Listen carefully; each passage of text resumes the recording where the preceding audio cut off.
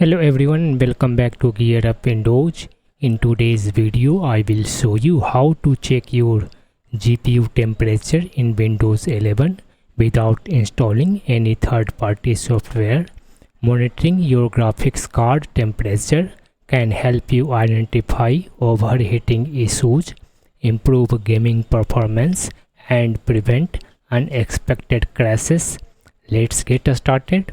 First, right click on the free space on the taskbar and select here Task Manager. Alternatively, you can press Ctrl plus Shift plus Escape on your keyboard to open Task Manager instantly.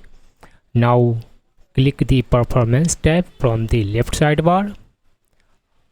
On the right, select GPU 0 or GPU you want to monitor.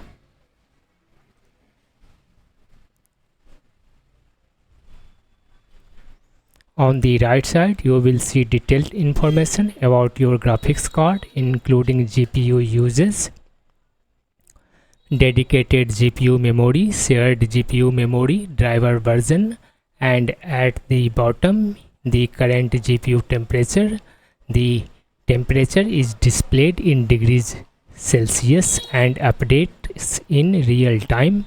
Keep in mind that the GPU temperature is only shown if your graphics card and its driver supports this feature.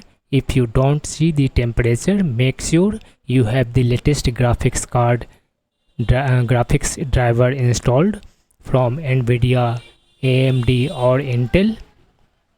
Generally, an ideal GPU temperature between 30 degrees centigrade and 50 degrees centigrade is considered normal, while temperatures between 65 degrees centigrade and 85 degrees centigrade during gaming or other heavy workloads are also common.